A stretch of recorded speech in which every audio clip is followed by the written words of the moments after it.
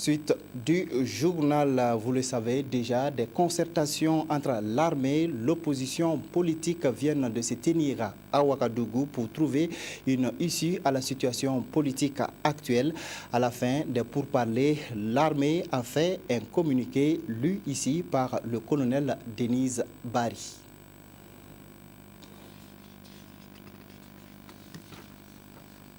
Communiqué numéro 5. Peuple du Burkina Faso, depuis le déclenchement du processus de transition le 31 octobre 2014, il nous a été donné de constater que certains individus continuent de poser des actes de nature à remettre en cause la dynamique de retour à une situation normale observée dans les localités du Burkina Faso. En effet, ce jour 2 novembre 2014, des individus se réclamant de Mme Sara Sérémé et du général Kwame Lougué, après s'être retrouvés à la place de la Nation en milieu de matinée, se sont dirigés ensuite vers le siège de la télévision nationale pour annoncer une déclaration installant l'une et l'autre à la tête de la transition. Vous l'aurez compris, il s'agit là d'une atteinte au processus de transition en cours.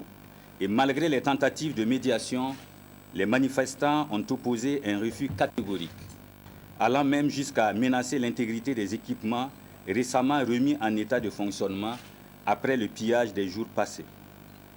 Ils ont été alors dispersés par les forces de sécurité et au cours de cette opération, l'on déplore un mort parmi les manifestants.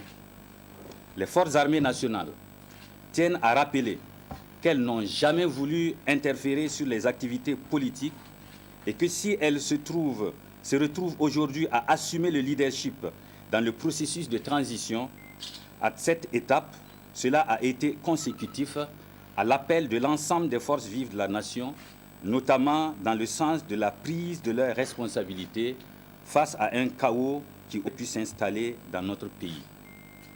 C'est donc un acte hautement patriotique et il apparaît alors incompréhensible que pendant que nous nous attelons à remettre de l'ordre et à assurer la sécurité des biens et des personnes, que des citoyens se permettent ce qu'il convient de qualifier d'acte d'une irresponsabilité totale.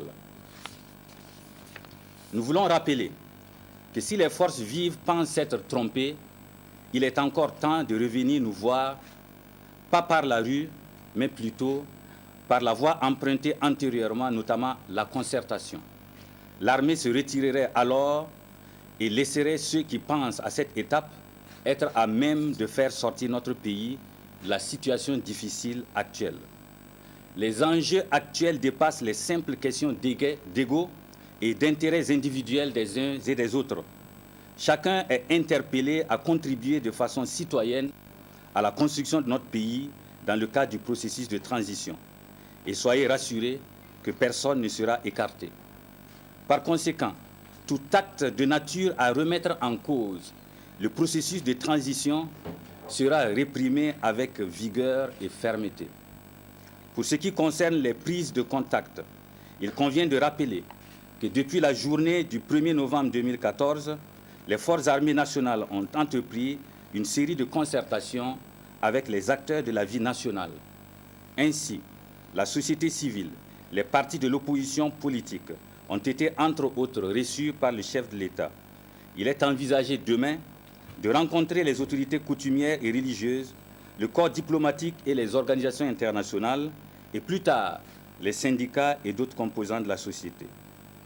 C'est dire qu'aucun acteur n'a été jusque-là négligé, pas plus qu'un autre aura été privilégié.